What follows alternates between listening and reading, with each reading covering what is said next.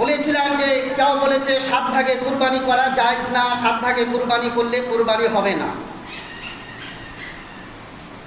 আমরা এটাও হাদিস সূত্রে সই হাদিসের সনদে আমরা জেনে নেব 7 ভাগে কুরবানি করা হাদিসের মধ্যে আছে কি না। যারা বলে যে 7 ভাগে কুরবানি চলবে না, তাহলে এখান থেকে বুঝে নেবেন তারা হাদিসের পক্ষে কথা বলে না নিজের স্বার্থে, মানুষকে টাকার স্বার্থে কথা বলে, এখান থেকে বুঝে নেবেন।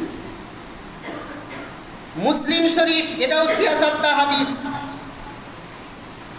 মুসলিম শরীফের কিতাবুল হজ, হজের অধ্যায়, হাদিস নাম্বার 1318, সেখানে বর্ণনা রয়েছে আন জাবির ইবনে আব্দুল্লাহ রাদিয়াল্লাহু তাআলা আনহু ক্বালা হাজাজনা মা রাসূলুল্লাহ সাল্লাল্লাহু আলাইহি ওয়াসাল্লাম ফানাহারনাল বাঈদা আন সাবআতিন ওয়াল বাকারাতু আন সাবআতিন, জোরে বলুন সুবহানাল্লাহ।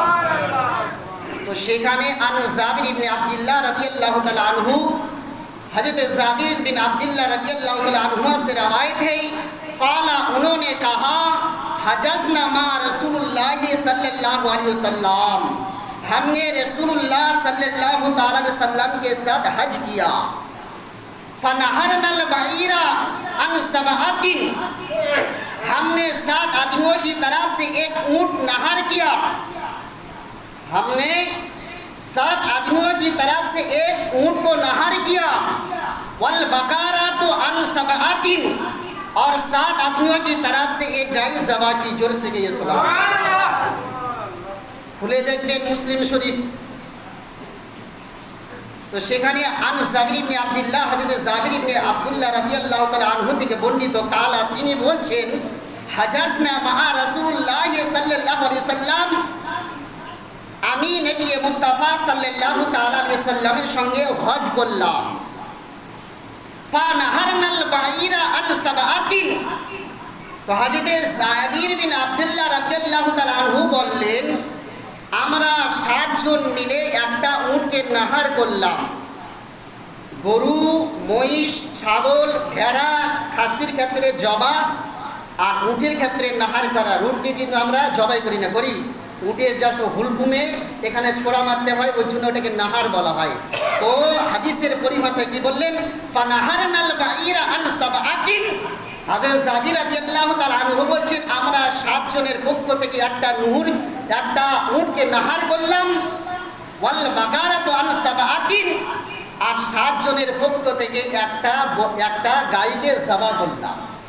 তাহলে নিশ্চয়ই মুসলিম শরীফের হাদিস নাম্বার 1318 থেকে বুঝতে পারলাম যে গরুতে এবং উটে বা মহিষে 7 জন করে অংশগ্রহণ করে কুরবানি দেওয়া, এটা নবী পাক সাল্লাল্লাহু সুন্নাত, সাহাবীদের সুন্নাত।